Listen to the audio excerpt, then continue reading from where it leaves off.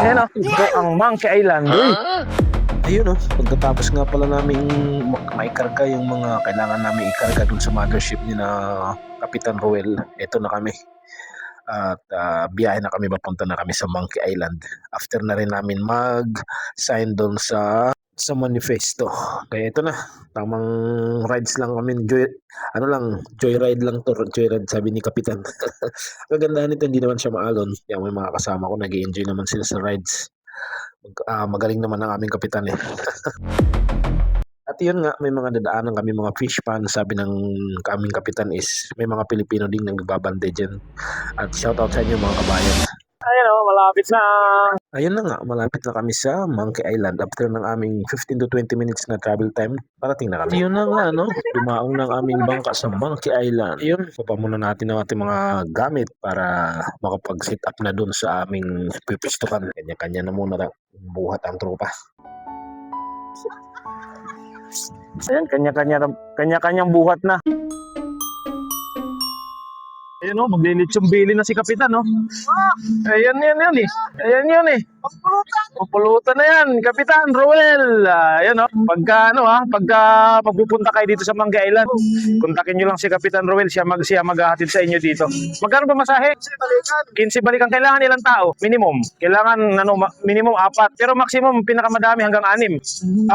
Madami naman daw silang bangka.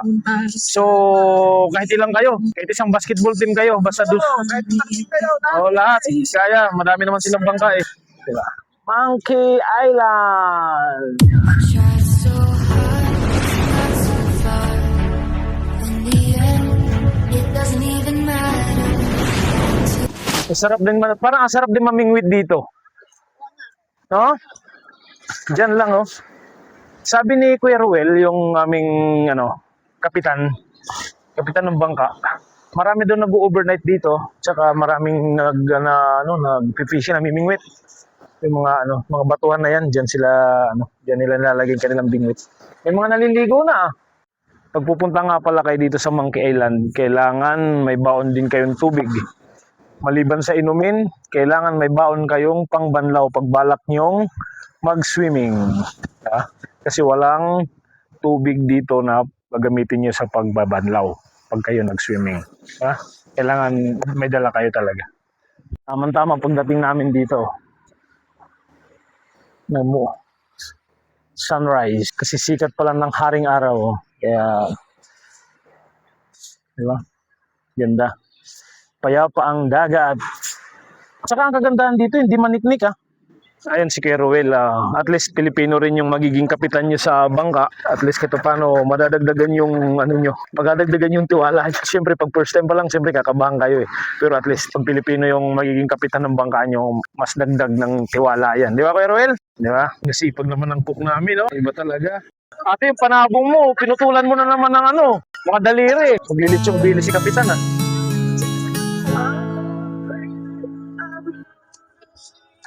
Kape muna tayo, kape. Ayun doon na hinugasan. Ayun nga, dahil hindi kami nakapagbaon ng pangbanlaw, yung sabon na lang ng buko, yung babanlaw namin, di ba? Sarap na pangbanlaw yan. Ayun, parang sinadya talaga.